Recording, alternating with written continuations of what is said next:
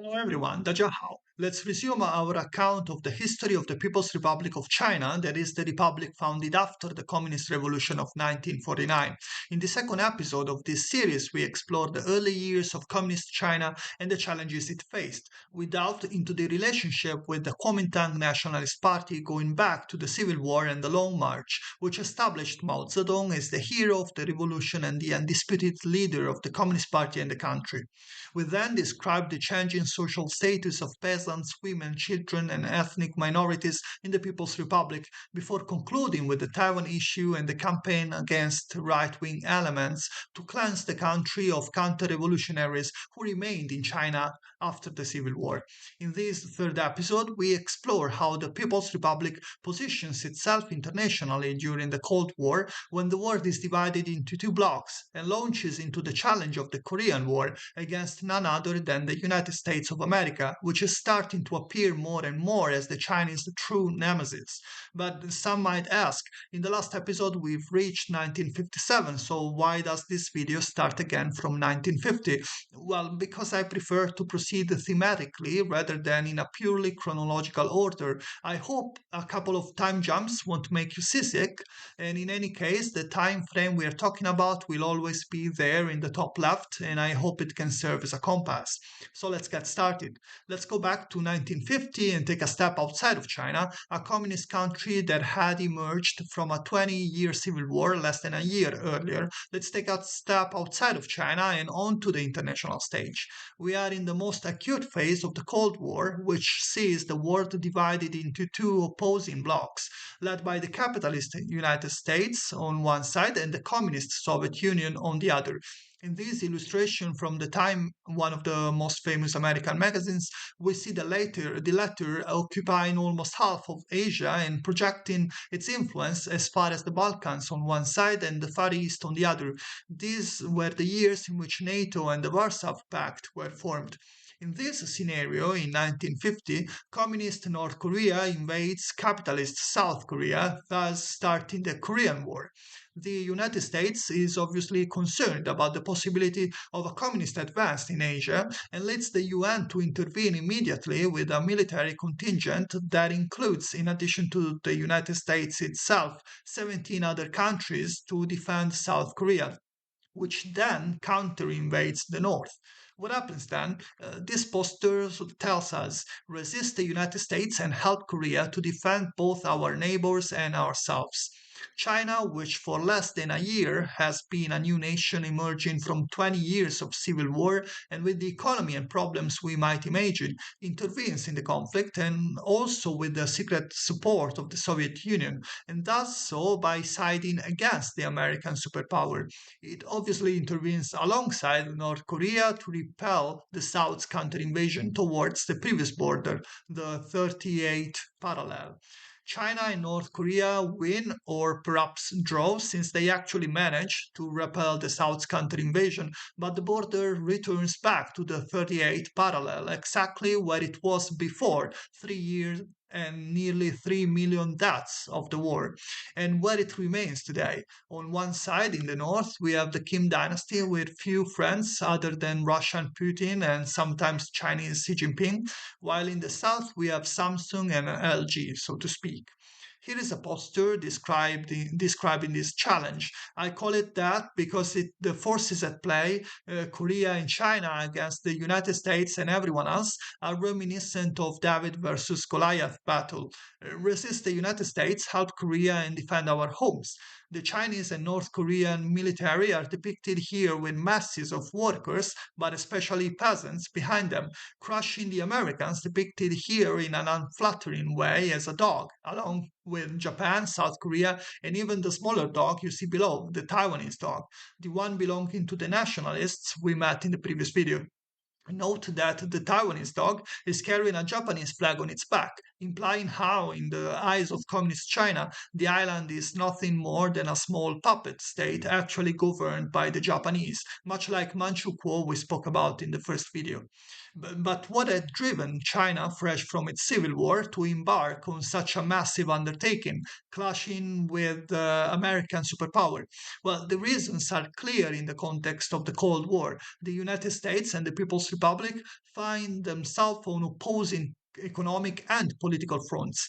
The United States is the nation that has deployed the Seventh Fleet to defend the nationalists in Taiwan, effectively preventing the completion of the revolution with the annexation of the last province of historical China, Taiwan.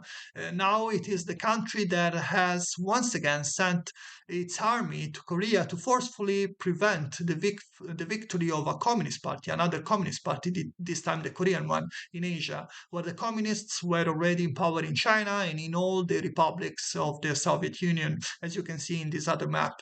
The United States was therefore seen by China as the main obstacle to the realization of its political and social project, and indeed also that of other countries ideologically similar to it. China fears that the West, led by the United States, is trying to stifle its new communist presence and destabilize the country with the help from within of the counter revolutionaries and right wing elements we have discussed in the previous video. The United States is seen as a full fledged imperialist power that supports enemy regimes such as Chiang Kai shek's in Taiwan and seeks to isolate China from the international community. But let's keep living through our posters and we'll understand it better. Here is what I admit is actually my favorite of the entire series. The USA is a rotten imperialist state. It is the headquarters of all the reactionaries in the world. Plain and simple. This propaganda directed against the US paints it as the very image of capitalism. Let's look at it closer. There is the bourgeoisie at the top, depicted here in their elegant suits, top hat, and probably Cuban cigar from the pre-Fidel Castro Cuba, obviously, that of the pro-American dictator Batista. At the top of this skyscraper with Wall Street written on it, he is throwing pennies onto the lower White House building where President Truman collects them like they were alms, while the soldier, also depicted here as a dog, is General MacArthur, who is leading the US forces in Korea. But the most interesting scene is in the foreground. There is a black man on the left being whipped in the street. There is a worker being taken away by the police in the center, while a sign lies on the ground that reads, "We are forced to work overtime." A little farther back, a white hood from the Ku Klux Klan, the racist, xenophobic, and homophobic secret society operating in the US, can be seen shooting someone, while on the right, a cameraman is filming a scene from a Western movie, so again, whites versus Native Americans, while in the foreground, a child is being politically indoctrinated by a fashion magazine with its famous actors and its half dressed pin-ups.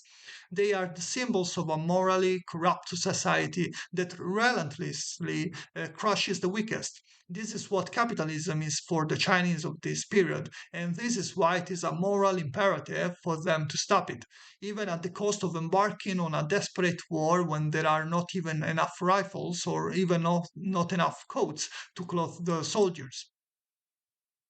Let's jump forward let's jump to the 1960s. China is experiences a period of significant evolution in its position on the international political scene, characterized by an attempt to assert itself as a global power in a context of isolation and ideological rivalry. While the Communist Revolution had placed China in an open opposition to the capitalist bloc led by the United States, the Korean War being the most striking and immediate example, we also said in the previous video that the arrival of Khrushchev after Stalin's death had cooled down the ideological friendship with the Soviet Union, so much so that China was trying to find its own path to communism, which we'll discuss in the next video when we'll talk about the Great Leap Forward. This isolation pushes Beijing to seek new alliances, especially with third world countries, that is, countries not aligned with the two blocs, which were emerging on the international stage. China then actively participates in international conferences such as the one held in Bandung in 1955, which promotes the principles of peaceful coexistence, support among developing nations, and non interference. This is a strategy to which we might say China remains consistent today.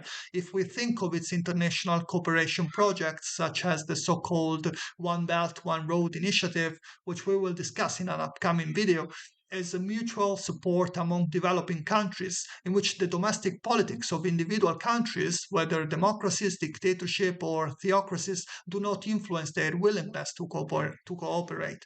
The situation obviously changes if we consider China as the world's second largest economy, which it currently is, and therefore, if we think of its international cooperation projects not as examples of mutual support among peers, but as example of financial and infrastructural neocolonialism instead. These principles, peaceful coexistence, support among developing nations, and non interference, becomes fundamental to its foreign policy, allowing Beijing to position itself as the leader of the non aligned countries. The People's Republic then seeks international recognition as China's sole legitimate government, countering the recognition of Taiwan, which had occupied China's seat at the United Nations since 1949, since after the revolution. In the 1960s, China distinguishes itself by its active diplomatic approach and its pursuit of strategic alliances with the third world countries. Despite internal economic difficulties and international isolation, Beijing thus manages to position itself as a significant player in global politics, paving the way for its entrance into the United Nations in 1971, but we'll get to that in a future video. Let's start with some concrete examples. The sovereignty of Cuba is inviolable. In 1959, another communist revolution led by Fidel Castro, seen here in the poster, and Che Guevara, seen in this other photo, overthrew the dictatorship of Fulgencio Batista, nationalizing all foreign property on the island. And many of these were American, which is why the United States immediately imposed a trade embargo that, by the way, remains in place today. China is one of the first nations to show solidarity with the Cuban revolutionaries, to recognize their sovereignty, and to establish diplomatic and trade relations with the country.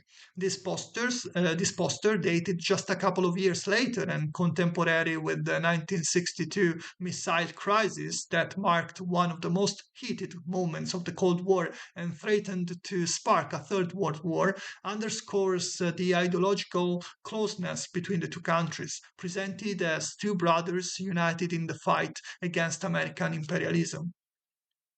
Here's another one. Firmly support Black Americans' fight for justice. Here, Chinese propaganda once again enters the American society to show solidarity with African Americans in their struggle. These are the years of the civil rights movement in the US, the years of Rosa Parks and Martin Luther King. A little aside here, Rosa Parks was the black woman who sat in the white seats on a bus in 1955 and was arrested for it. But her story drew media attention to the racial segregation still in force in the United States and led a federal court to bar discrimination on buses. Whereas Martin Luther King is the leader of the civil rights movement of African Americans, the author of the famous I Have a Dream speech, who fought for the right to vote for blacks, won a Nobel Prize, and was later killed in an attack in 1968. These issues are fortunately dated, probably look outdated today. The United States has made enormous progress on the rights of African Americans since then, but then a death like that of George Floyd in 2020 is enough to sprinkle awareness again and ignite the Black Lives Matter movement. But here I'm getting off topic, sorry. With this poster, anyway, China not only stands in solidarity with the oppressed of American capitalist society, but also criticizes its intrinsic classism, the fact that the flourishing of some must come necessarily at the expense of others. It is clearly a critique of the system, like the one I showed you earlier, but it speaks to Chinese society at large, almost as if to say, do you see what is the alternative to communism? Do you see how people live there? Okay, one last poster. Oppressed peoples of the world unite and resolutely oppose American imperialism. Once again, the United States, once again, the eternal enemy. The years we are talking about are also those of decolonization, of the independence that more and more countries manage to gain from the fragmentation of empires, especially the British and the French ones. China then identifies with the national liberation struggles in Asia, Africa, and Latin America, arguing that colonialism is a form of oppression similar to that suffered by China itself during the Opium Wars and the colonial aggression of the century of national humiliation. This historical connection helps strengthen its position as a leader in the anti-colonial movement. Here I stop for today. If you enjoyed this episode, subscribe to this channel so you'll be the first to know when the new one is out. And if you loved it, buy me a coffee through the link down here. In the next episode, we'll discuss the industrial development of the 1950s, the first 5-year plan, and the establishment of people's communes, and the backyard steel furnaces that characterized the Great Leap Forward. Until then, 再见.